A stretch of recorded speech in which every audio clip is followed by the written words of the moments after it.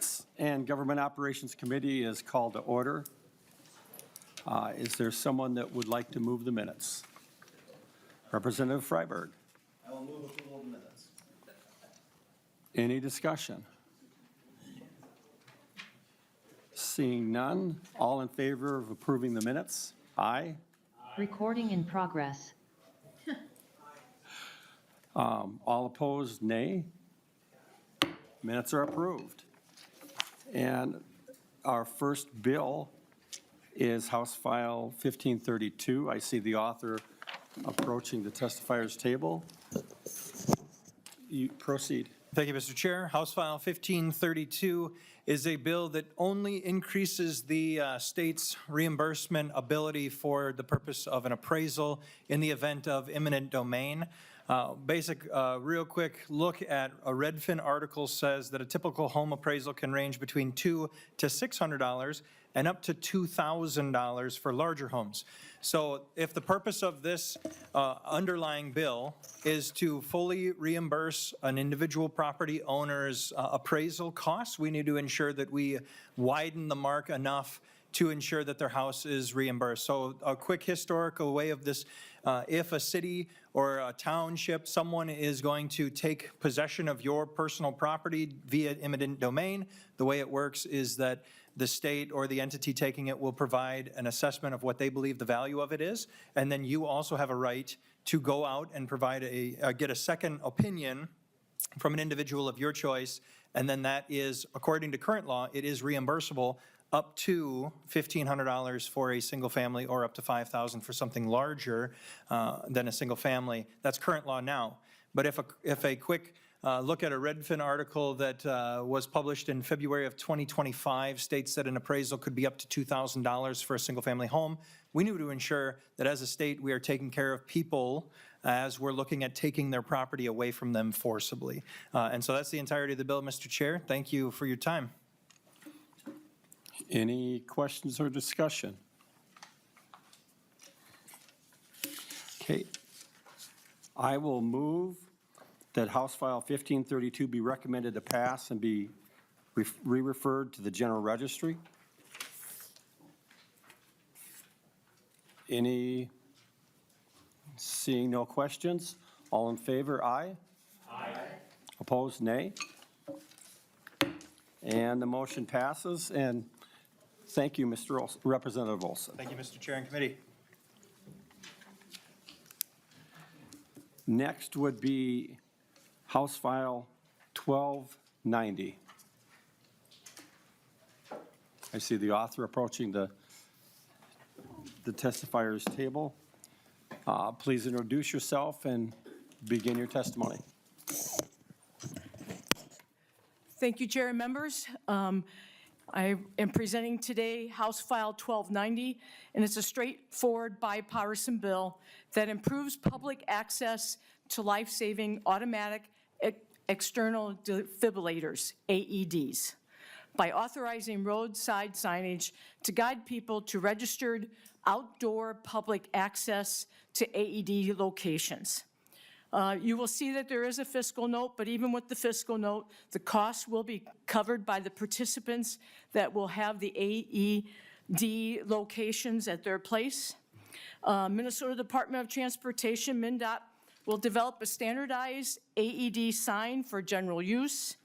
MnDOT may update the Minnesota Manual on Uniform Traffic Control Devices to integrate these signs into official roadway guidance. That's pretty much the what of the bill, and now I'll turn it over to my two testifiers that are online.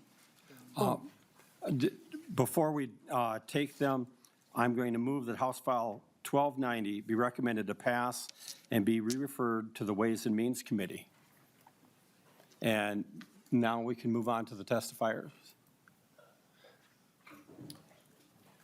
Rich Fennis first. Rich Fennis? Yep. First would be Rich Fennis, and please give your name and begin your testimony.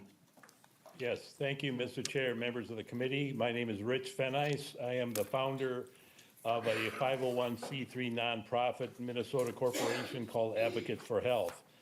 The mission for Advocates for Health is to bring public access defibrillation to communities by installing outdoor AED smart monitored cabinets that are accessible to the public 24/7.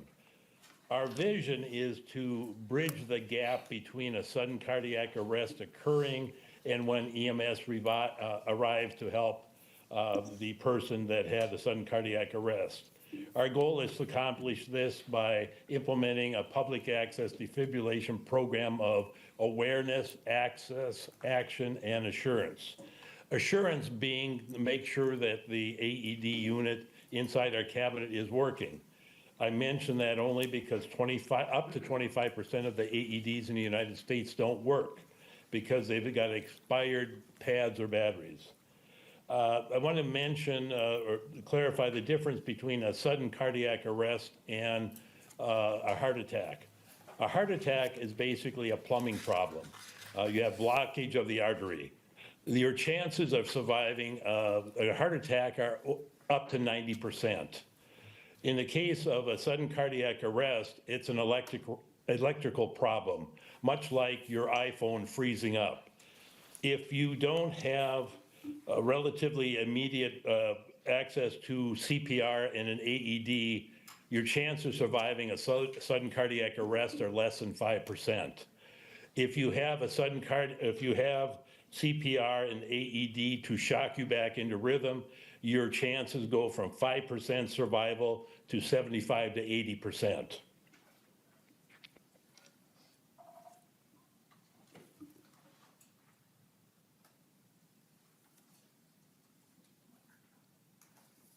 Why are automatic external defibrillator waste finding signs needed? Basically, AEDs are hidden from the public. If you ask a group of people where's the nearest AED, they're likely not to know where it is. What we're trying to do is make our AED smart monitored cabinets that have the AEDs inside them readily available. The first 4 minutes of a sudden cardiac arrest are very critical. After 4 minutes, your chances of survival get reduced by 10% per minute. The average response time by EMS in the United States is 12 to 15 minutes, to give you an idea of a comparison. Right now, we have our directional signs in place with cities, counties, and townships throughout Minnesota. In all cases, really, they are very much in support of having directional signs because they're part of the, we call it top of the mind awareness. Okay, where are these? A lot of times they might be installed on a building, as in the case of the fire hall in Cold Spring, the fire hall police station, which is roughly about 3 blocks away from the junction of Highway 23 and Red River Avenue. One of the things that I have some concerns about, well, first of all, I just want to clarify, even with the great support that we have now with counties, townships, and cities, they represent a small portion of the traveling public as it relates to state and interstate highways. State and interstate highways nationally represent a little over 20% of the highways, yet over 72% of the people that are in the United States. And so you have a huge disparity between a knowledge gap, for lack of a better term, of people that are traveling these roadways but have no idea where a life-saving AED would be. Some of my concerns regarding the fiscal notes from MnDOT include, first of all, I'd just like to mention, I've got 40 years of experience working with departments of transportation throughout the United States, administering logo sign programs. These are the blue gas, food, lodging, and camping signs on the interstate that have McDonald's and Burger King and KOA campgrounds, as an example. And in a lot of cases, when you put a logo sign on the interstate, it requires potentially a ramp directional sign or a wayfinding sign if the business isn't readily visible from the interstate or from the stop sign at the top of the exit.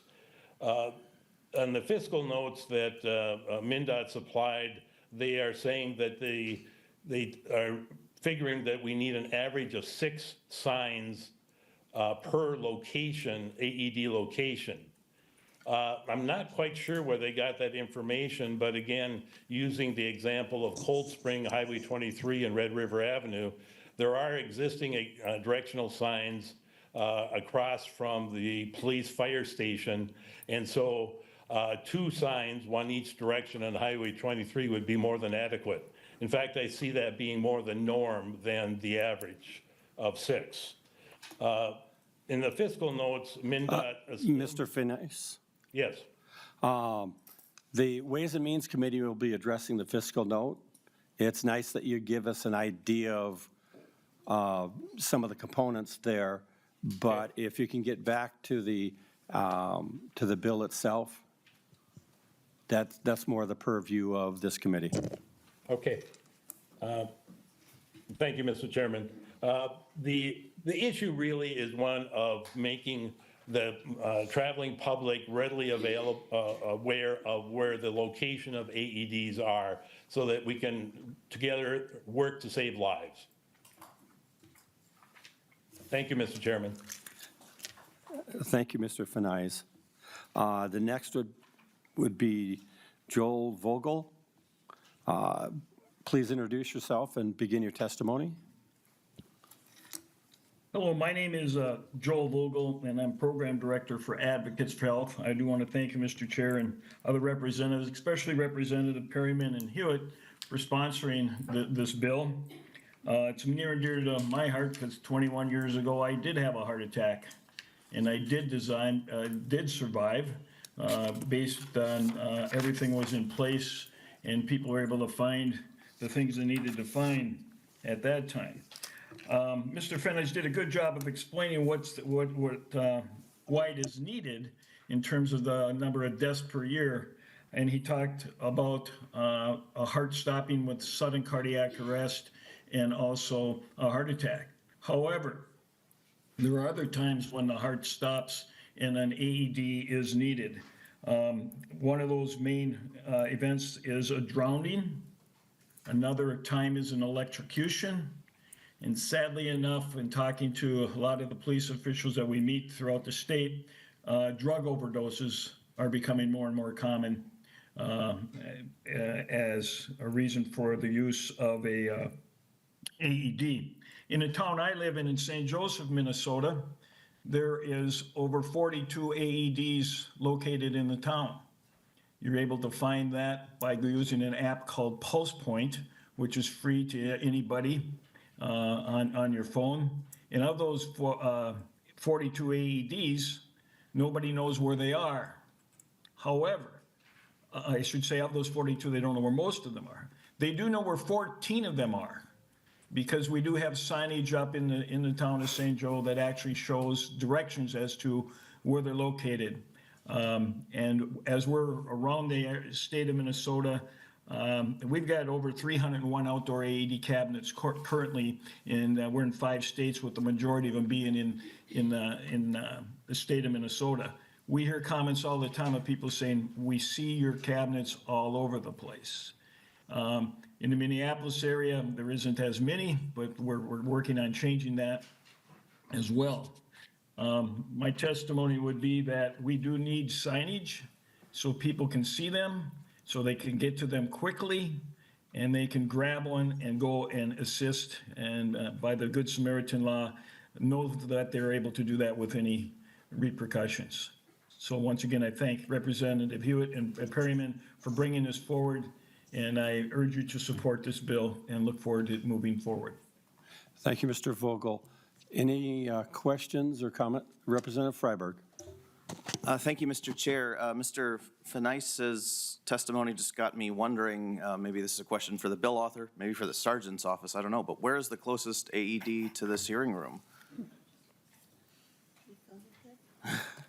Without a sign, I don't know. Okay. All right. I'm sorry. Good answer, Oh, sorry, Representative Chair. Perryman. Freiberg. Yeah. Representative, Mr. Chair, I'll do my own research and figure it out in case it's ever necessary, which hopefully it's not for anybody in this room or in this building. Mr. Freiberg, or Representative Freiberg, I think we've all noticed as we've gone by, but there's so many things that we've seen, but when we need them, we think, where was that? And I'm glad that we're looking at trying to help, because my wife's pager would go off at night as a first responder in a rural area, and she had minutes to get there. And minutes matter. So Representative McDonald had a question? Mr. Chair, thank you. Yeah, question, curious to know if with the sign, is there also an app, if you will, similar to like a Tesla app where you find out where the charging station is? So is there that kind of technology out there? Not necessarily the state sponsored, but is that technology out there? Mr. Chair, Representative McDonald, I'm going to refer that to one of my testifiers. I think one of them did refer to an app on the phone. Would that be Mr. Vogel? I thought it was, yes, I thought it was Mr. Vogel. Mr. Vogel? Yes, thank you. There is an app available. It's called Pulse Point. And we're in the process of working with them. Whenever we install an AED or find an AED, we actually put it on their app, and then you're able to find where all the AEDs are, whether they're inside or outside. There is a cost to that app, and it's interesting though that app, in working with them, they're a nonprofit out of California. If you're a 911 call center and things, that's what they go by, and that's where the investment is. I can't speak specifically to their cost, but I'll give you a general idea. I just talked to a sheriff 911 dispatcher up in the Alexandria area, and an investment to cover their whole county and their whole area was only $8,000 per year. So if you took the number of 911 call centers there are, and it goes by sizes and things like that, it wouldn't be a lot for the state of Minnesota to pay for that. Right now, the counties are all paying for that separately.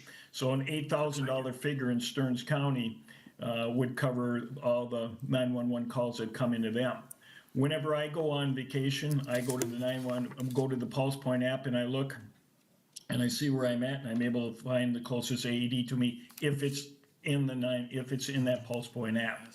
Ask for a clarification.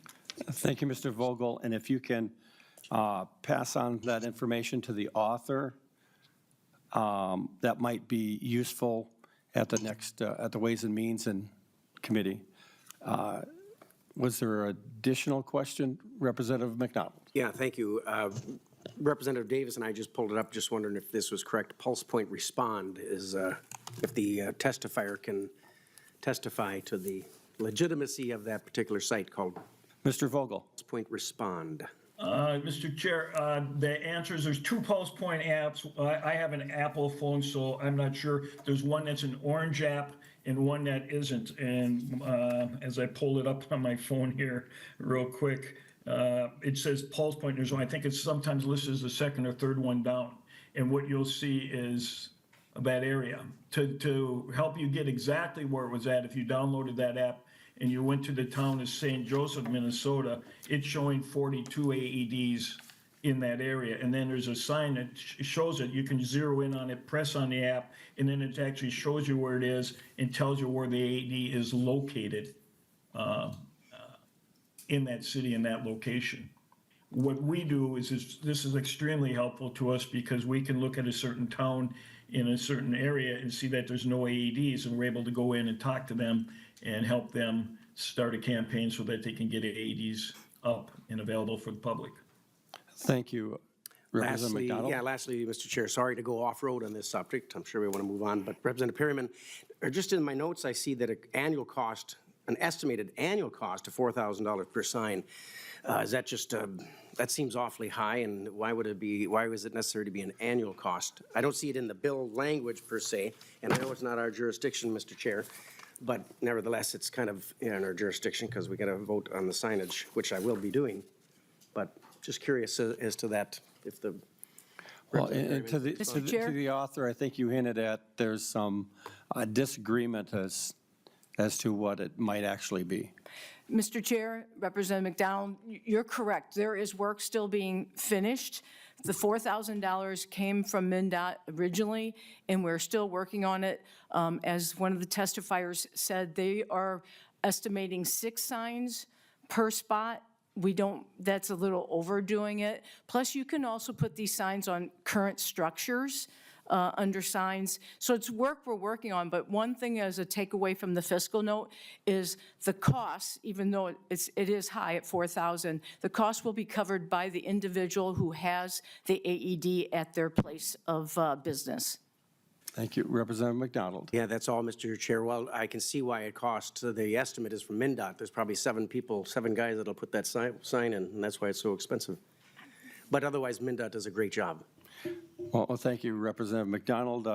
Not being in our jurisdiction, the chair is not totally familiar with the details on that. Any other comments, questions? Well, then I will renew my motion that House File 1292 be recommended to pass and be re-referred to the Ways and Means Committee. All in favor, aye? Aye. Opposed, nay? Motion passes, and you're on your way. Thank you so much. It is a great bill, bipartisan, and it will save lives. So thank you for hearing me today. Have a great day. Thank you. Next will be House File 2231, and would the author come to the testifier table? And if the testifiers could start queuing up Tori Key and Jason Weidel would be the first 2. And please introduce yourself and begin with your introduction of the bill. Thank you, Chair Quam, and members for hearing this bill today. So the bill before you today is a continuation from last legislative session. If you remember, last year there were several newspapers who ended their publication, which affected many local units of government who use the newspaper for public notification. So due to the lateness of last session, an amendment was offered to address the situation, which passed on the House floor but didn't make it into the omnibus bill. And the amendment last year was work done in collaboration with several people. It was Representative Nash, Representative Cleaborn, Representative Tapke, and along with the Association of Minnesota Counties and the Newspaper Association. So what you have before you today is the continuation, is a bill to allow local units of government to use their website in the event a newspaper closure until another qualified newspaper is found. And today's bill was worked on together, again, with Representative Nash, Cleaborn, Tapke, the Association of Minnesota Counties, Townships, League of Minnesota Cities, and the Newspaper Association. So with that, we have a number of testifiers that we could go ahead and hear from. Thank you. Thank you to the author. I will move that House File 2231 be recommended to pass and be referred to the General Registry. And Ms. Key, introduce yourself and please testify. Thank you so much, Chair and Committee. My name is Tori Key, and I'm with the League of Minnesota Cities. We're extremely thankful for Representative Harder for bringing HF 2231, which, as she described, would allow a city whose newspaper has closed to publish their required notices on the city's website until another qualified newspaper is identified. Over the last years, also, as Representative Harder stated, many newspapers have closed across the state, leaving cities scrambling to find a solution for publishing their required notices. Cities are committed to keeping their residents informed, but with these closures, they are forced to publish their notices in neighboring newspapers that might not have any subscribers or very few subscribers in their actual city. Many cities are concerned with continuing to be compliant with the requirements and reach their residents. Cities are required to publish notifications on everything from special council meetings if something needs to be rescheduled, to council minutes, ordinances, requests for advertisements for bids. And cities have started to utilize their websites in addition to the traditional newspaper requirements. Allowing cities to publish online or in the new technology will allow a new channel for publishing notices that balances the needs of a city and is the best use of tax dollars. HF 2231 would give cities the opportunity to publish notices on their websites and for free on the Newspaper Association's public notice website while they research and identify a newspaper that fits the needs of their community. We appreciate your consideration of the bill, which is a great step forward towards modernizing newspaper publication requirements. Thank you. Thank you. And the next testifier would be Jason Waddell, and then after that is Laura Oaksvad, and I am sure I botched that. Please introduce yourself and start your testimony. Thank you, Mr. Chair, members of the committee. My name is Jason Waddell, and I'm the city manager for the city of Prior Lake. I'm testifying today on behalf of the Scott County Association for Leadership and Efficiency, or SCALE. SCALE is made up of 8 cities, 10 townships, 8 school districts, and the county itself within Scott County.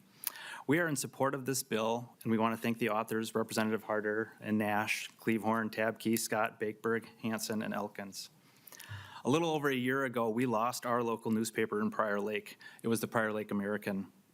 To meet our statutory requirements, we had to find an alternative to publish our public notices. The only options we had were either the Star Tribune or the Pioneer Press. The circulation of the Star Tribune in Prior Lake reaches less than 3% of our homes, and the Pioneer Press was even fewer. We therefore chose the Star Tribune, and over the last 12 months, we have spent over $10,000 on publishing our public notices, which is more than double what we had historically paid. But however, more important than the cost really is the fact that 97% of our residents are not receiving these notices. This is not how transparency in government is supposed to work. We are publicizing our notices in a newspaper the vast majority of our residents don't receive, simply so we can check the box that says we met our statutory obligations and nothing more. The underlying reason why we publicize these notices is not being met. We've taken it upon ourselves to identify alternative methods for notifying the public of our notices. This includes simultaneously publishing them on our website, and we actually have a new online local newspaper called the Prior Lake News Compass. The views of our public notices on these online methods is reaching far greater number of our residences. Our residents go online every day when they're looking for information on what is happening at the city. Our city Facebook page has over 10,000 followers, and this is representative of the day and age that we are living in. If the goal of public notices is to provide transparency and inform our citizens of what is happening in their government, then we need to publicize our notices where they will actually see them. So we thank you for your support of this bill. Thank you. And Laura, please introduce yourself and inform me of the correct pronunciation and begin your testimony. Thank you, Chair Quam and members of the committee. My name is Laura Oxnavad. I am a school board member at St. Anthony New Brighton and chair of AMSD. I originally signed up to testify because of the posting on the committee website had a delete all amendment, and so that is what I am testifying in support of. I do hope that this will move forward, and I can tell you a little bit about why this would help our district. House File 2231, the Delete All Amendment, is a common-sense, zero-cost policy change that provides local control and flexibility to school districts across Minnesota. This amendment allows school boards to publish their meeting minutes either in their local newspaper or their official district website, a practical update that benefits both schools and taxpayers. The bill as it stands does not help our district or many throughout the state. We greatly value our partnership with our local newspaper, But in St. Anthony, New Brighton, there is only one newspaper, which is published every 2 weeks, and it reaches only a small portion of our district's homes. No single newspaper serves our entire district, such as the previous testifier said, the Star Tribune is delivered to a small fraction of our homes. A recent survey conducted during our 2023 local referendum asked residents, what is your principal source of information about the school district? The results were clear. Only 4% rely on newspapers, 13% use our website, and 29% turn to our district newsletter. This data highlights the undeniable reality. Newspapers are no longer the primary way our communities stay informed. Yet our district pays over $1,000 a month, money that our already stretched general fund, money that comes from our already stretched general fund, to publish summary minutes in a newspaper that only reaches a fraction of our residents. These funds would be far better spent on critical underfunded programs that directly benefit students. Posting meeting minutes on the district website ensures broader, more reliable access for all residents in a timelier and more comprehensive manner. Furthermore, many newspapers across the state only serve a limited portion of school district residents.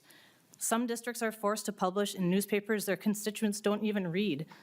This bill gives districts, this amendment gives districts the flexibility to choose the most effective and fiscally responsible way to communicate with their communities. This is the right time to modernize outdated publication requirements. MSBA and AMSD fully support this measure, and the delete all amendment would provide the flexibility school districts need, while at the same time partnering with the Minnesota Newspaper Association's statewide public notice website to inform the public of the chosen public notice location.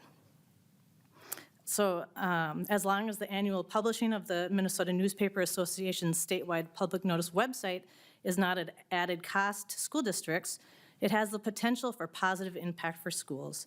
So I urge you to support the amendment as a simple, zero-cost, common-sense reform that will benefit all Minnesota school districts.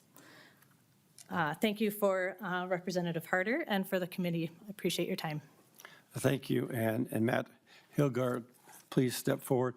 I would let the testifier and the committee know school districts I'm used to don't do an or, they do an and. Local paper, website, and posted at every school site at the entrance. So it's a very inclusive thing that seems to work for us.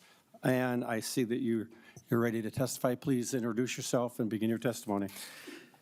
Good afternoon, Mr. Chair, members of the committee. My name is Matt Hilgart. I work for the Association of Minnesota Counties. AMC represents all of Minnesota's 87 counties. And I also want to start off by thanking Representative Harder, as well as the other stakeholders that we've worked with on the underlying bill. Those stakeholders include the League of Minnesota Cities and the Minnesota Newspaper Association alongside the author. Since the amendment was offered, I think it does beg some clarification. It feels as though some of the discussion is on two related but also unrelated issues. The underlying bill is kind of what happens when there is no qualified newspaper, which is a smaller subset of an issue. The amendment, which is not an AMC amendment, talks about basically an ability to publish in a paper or not, and in place, just publish online. AMC is testifying today in support of that underlying bill, which is negotiations that have been worked on with the Minnesota Newspaper Association and stakeholders throughout the entire fall. In fact, I think we met for coffee in September and then again in October and January with the Minnesota Newspapers Association to get through, even though it's only a 1.5-page bill, there were a lot of questions. What does a qualified newspaper mean? Are we okay with some of the vagueness of some of the terminology, which can work both ways for flexibility for local governments and the Newspaper Association? But I want to appreciate, one, their collaboration, and secondly, some attention that we paid in this bill. As Ms. Key alluded to, here we are providing for that flexibility for a local community to not have to post in a paper if there is no qualified newspaper for an undetermined amount of time until basically there is another qualified newspaper. That's a tremendous amount of flexibility.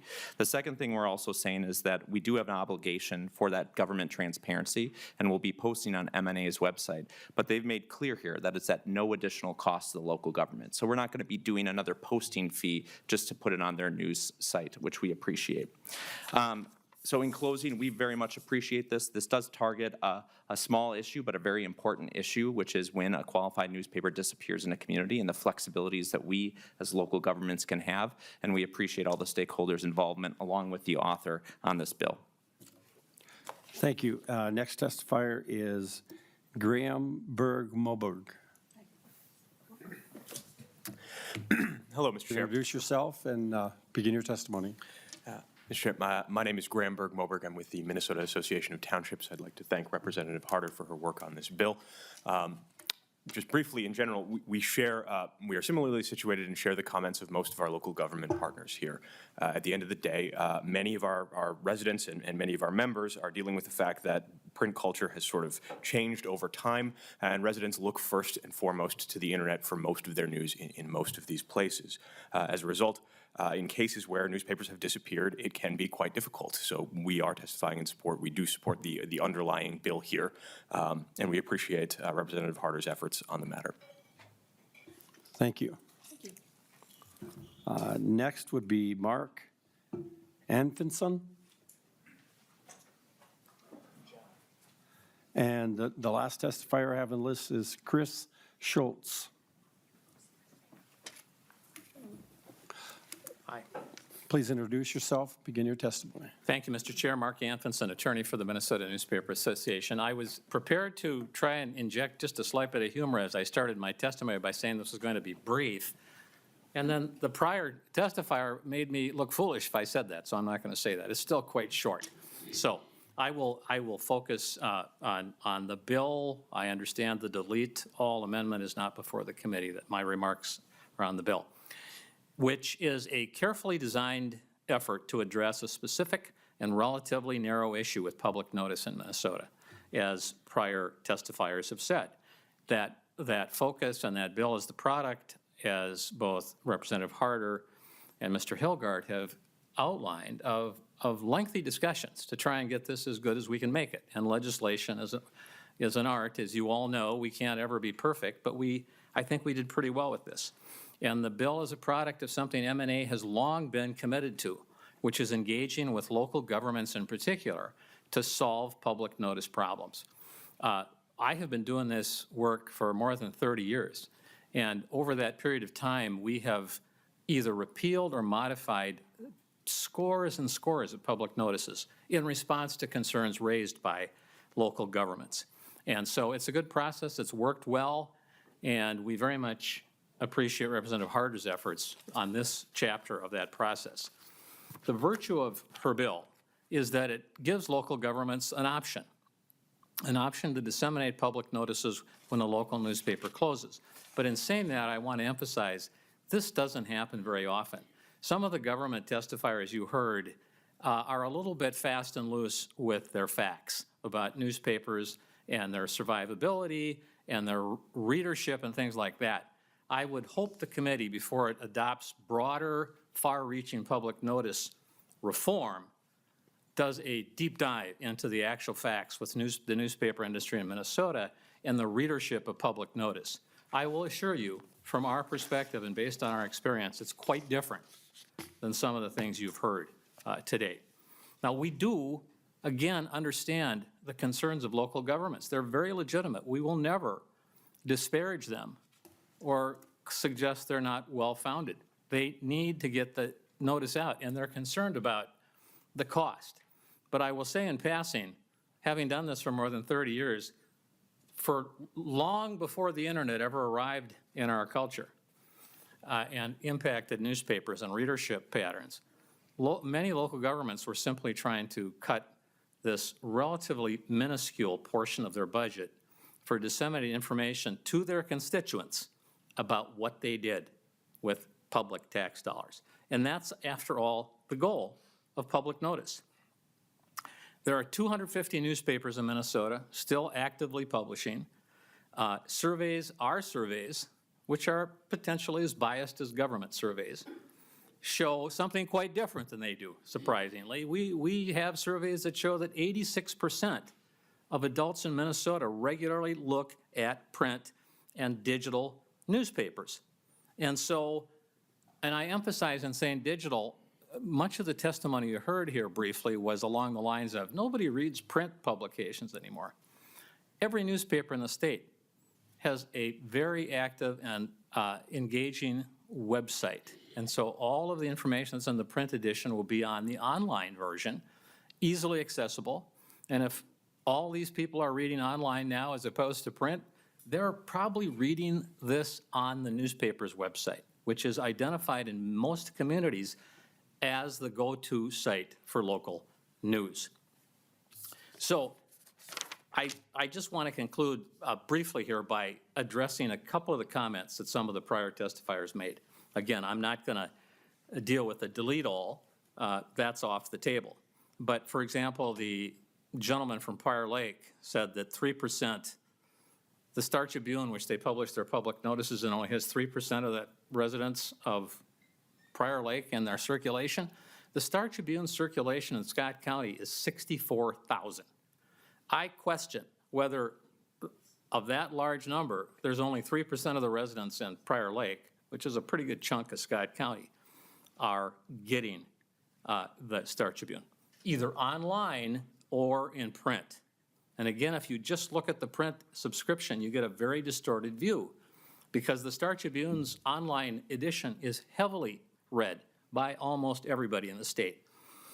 He also said something to the effect that 97% of residents in Prior Lake don't receive the Star Tribune. Maybe they don't in a print subscription, but I'll bet a lot more of them read the online edition. And online public notices are very accessible. I don't mean to disparage government websites. They're wonderful. I use them myself a lot. But I would be willing to put up a fair amount of money challenging any school district in the state to demonstrate that more people look at public notices on a school district website than on a newspaper website. I just don't think you use government websites like that. So I won't belabor this. Again, the bill is an excellent example of what can happen with problems that local governments have and identify when we work together to solve them. And we will, this is just one more stop on that journey. We'll continue to do that, and we're more than happy to do that upon request. Thank you, Mr. Chairman. And thank you to the testifier and to the people that are in the audience and watching. The committee is not promoting any wagering on any of the issues that are before us. That's for a different committee, right, Mr. Chairman? And Mr. Schultz, please introduce yourself and begin your testimony. Okay, Chair and members of the committee, I'm Chris Schultz, owner of Herald Journal Publishing and Greater Minnesota Communications. We're based out of Winston, Minnesota. We publish 5 community newspapers that serve 21 communities, 10 school districts, 3 counties, and multiple townships. Basically from Delano, Loretto, Maple Plain to Green Isle, Broughton, and Stewart. So a good share of just west of the Twin Cities. In Sibley, some in Carver, McLeod, and Meeker counties. Public notice, like Mark, I've been at this for 30-some years, and I'm a local owner, not a national group anywhere. Public notice works by putting that important information in a place people are likely to see it. And in my testimony, I was going to repeat that several times, but I'm not going to. So all of you understand when we get that public notice, we put it, a note on the front page of our newspapers, we put it in our electronic newsletters, and we put it on our websites routinely. A concern I have when I read the amendment was there was no oversight. There are times we have to specifically talk to public bodies to make sure that notice is going to be published. that it's required. And we do that, and we do it significantly, and we work hard at it. To be honest with all of you, I take great pride in that responsibility, without question. And we do. I want to thank Representative Harder for her bill. I significantly support it, and my entire staff significantly supports it. I'm going to finish with one simple note. I've got 110 employees across rural Minnesota. We surveyed our entire staff. When they go to a public body's website, especially a city's, guess what and one simple thing they look for on a routine basis when they go to the site. Because we publish and produce city websites and township websites. They look for, when is the brush site going to be open? You guys know what a brush site is? Where are you going to take your branches, your leaves? That was the one reason they went to the city's website. When is that location in the city that they can bring their garbage to open? Are they going there to look for meeting minutes and important information? No.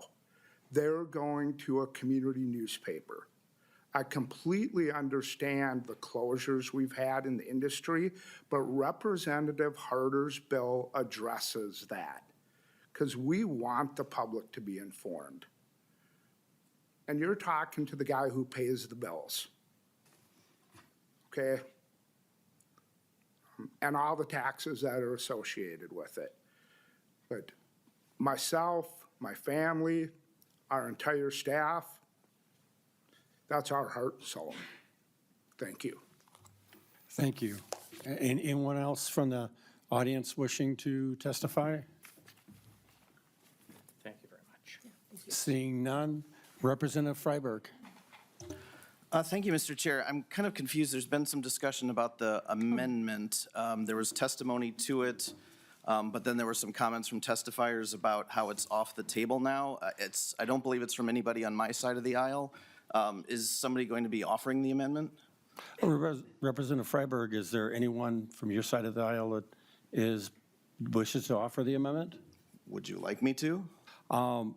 What happened was after the final session last week, in the chamber, the author approached me asking if I'd seen any amendment language because the author hadn't seen it. And, it wasn't passed on to any of our members, so none of us are familiar enough to bring it forward. But if your members are familiar with it, then you can bring it forward and explain it in detail and take questions. Representative Freiberg. Thank you, Mr. Chair. I don't know that I will necessarily, kind of for similar reasons. I mean, I'm not sure this is perfect language, but I'm not sure it's not perfect language. I mean, I was kind of looking forward to the discussion on it, to be frank. I do think this is an area where, I appreciate Representative Harder's bill. I certainly plan to support it. I do think it addresses a need that's there, but I just sort of feel like this is an area that's been around the legislature probably as long as you and I have both been in this body, Mr. Chair. And I was a little put off by the last couple of testifiers here. I mean, it seemed like they were kind of disparaging city and school district websites, which I don't think is necessary. I do think there is a place for those. I think the information could be put on there. I think a lot of people do know where to look for information and can find it. And I think as a legislature, we could put requirements in place on cities and counties saying what type of information needs to be on their website to meet the public notice requirement, how prominent it should be placed to make sure it gets located on there. So, I'd kind of like to see, honestly, I'd kind of like to see the Harder bill go a little further than it does. I don't know whether the language in the DE amendment is perfect, so I'm not sure I'm comfortable offering it and speaking to it as you said. but I would kind of like to see it. And also just to the last couple testifiers, I mean, you know, I heard an argument from Mr. Anfinson that everyone reads newspapers' websites, and to me that says they have the technology necessary to access a city or county website to get this notice. I mean, to me, you know, the school board member, Oxavad's testimony was fairly compelling that it is a big expense for cities and counties that I don't know is fully appreciated by the people who advocate for maintaining the status quo. So, like I said, I'm a yes on the underlying bill. I was kind of looking forward to what the discussion on the DE amendment would have been, but I'll just leave it at that for the moment. Thank you, Mr. Freiberg, or Representative Freiberg. The schools I'm used to have for decades done the paper, their website, all their school sites, because we realized, again, decades ago, that you use all the local available ways of communicating, because there are some people that,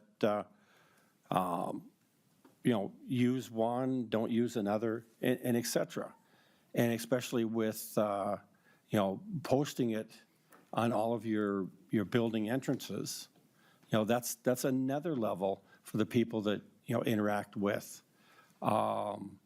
So, yeah, it would be nice if there was but we don't have a person that seems to be familiar with it. Representative McDonald. Mr. Chair, thank you. Representative Harder, thanks for bringing the bill forward. I'm glad that the DE1 or the D1 was not introduced. I wouldn't have supported that personally. I think this is a good bill that you've worked hard on with the newspaper folks and the parties interested.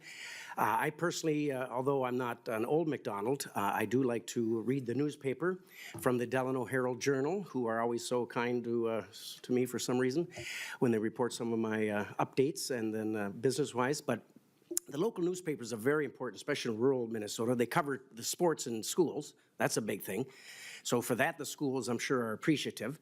It's a very small amount. $1,000 a month is nothing. There's other mandates that the state can certainly do to release unfunded mandates to the school that is a lot costlier, in my opinion.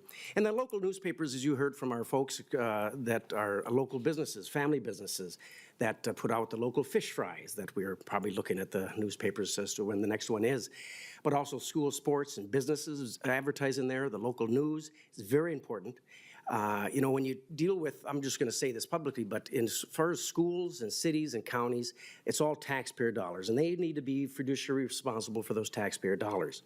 But again, they are taxpayer dollars. Going to a newspaper to publish a very important public announcements that not everybody sees on the internet. I'm very attuned to the internet and my phone and iPad and everything else that I want to watch the news, but I like the good old-fashioned newspaper, and so do hundreds of people that I know in my district, if not thousands, actually.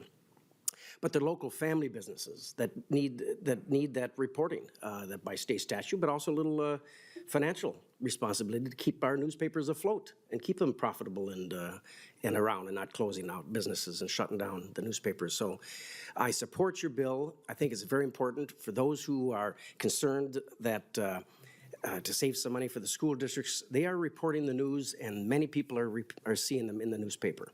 It's important information. Representative Freiberg, I'm glad that you're supporting this bill as well. It's a bipartisan bill.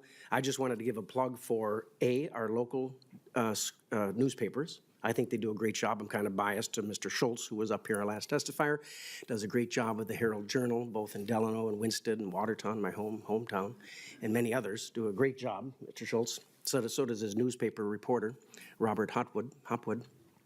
But it's very important to keep them viable and alive.